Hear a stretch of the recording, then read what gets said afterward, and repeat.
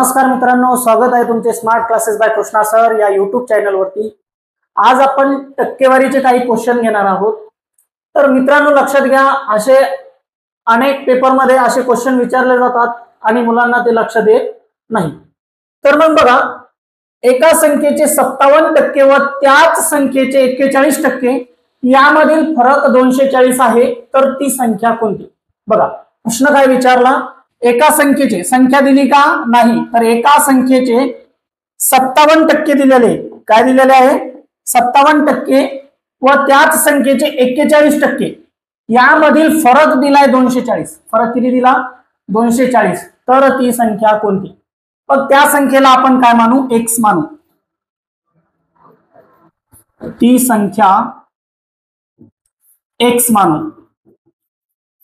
पण तिला x मानल्यानंतर आपण काय करणार आहे, तर बघा यांचा फरक काढून घ्यायचा। फरक दिला त्यामुळे फरक काढून घ्यायचा।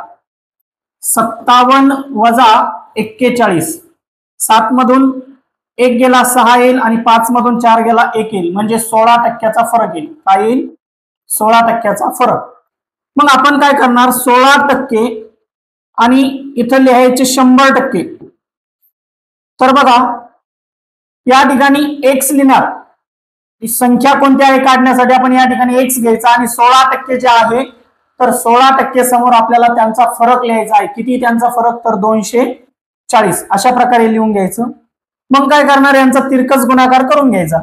मग येईल 16x बरोबर 240 गुणिला 100, x बरोबर 240 गुणिला 100 भागिला 16, म्हणजेच x बरोबर 8 1 8, 8 2 16, 8 3 24 आणि या ठिकाणी बे 1 बे आणि याला या ठिकाणी येईल 50।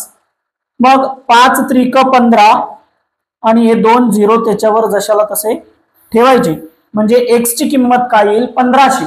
तर ती संख्या कोणती असणार आहे, तर ती संख्या असेल 1500। ऑप्शन मध्ये 1 नंबरला आपल्याला 1500 दिलं, म्हणून याचं उत्तर येईल 1500, ऑप्शन क्रमांक 1। सेम तशाच प्रकारे दुसरा एक प्रश्न दिला आहे, एका संख्येचे 53% व त्याच संख्येचे 45% यामधील फरक 560 दिला। फरक किती दिला 560, तर ती संख्या कोणती, असा प्रश्न विचारला। पुन्हा काय करायचं, आपण फरक काढण्यासाठी x मानू, त्या संख्येला x मानू। आता यांचा फरक काढून घ्यायचा, 53% वजा 45%। मग बघा 13 तून 5 गेले 8 उरल आणि 4 मधून 4 गेला 0, म्हणजे 8% उरेल। किती उरल 8%। तर आता लक्षात घ्या, या ठिकाणी 8% उरले म्हणून या ठिकाणी घेऊन टाकायचं 8% आणि त्यातले फरक किती दिलेला आहे 560, म्हणून या ठिकाणी लिहायचा 560। आता बघा 100% आणि यामधला फरक, ती संख्या कोणती आहे आपल्याला माहित नाही, म्हणून तिला x मानायचं। पुन्हा यांचा क्रॉस मल्टिप्लाय करायचं, तिरकस गुणाकार करून घेणार। 8x बरोबर 560 गुणिला 100 आणि भागिला, पुन्हा घ्यायचं x बरोबर 560 गुणिला 100 आणि भागिला 8, 8 1 8, 7 8 56, म्हणजे या ठिकाणी येईल 7। आता 7 1 7 आणि 1 2 आणि 3 शून्य त्यावरती ठेवून द्यायची, म्हणजे x ची किंमत, तर ती संख्या असेल या ठिकाणी 7000। ती आहे ऑप्शन मध्ये 3 नंबरला, म्हणजे ऑप्शन क्रमांक 3 हे त्या संख्येचं, या प्रश्नाचं उत्तर येईल। असाच एक प्रश्न मी तुम्हाला दिलेला आहे।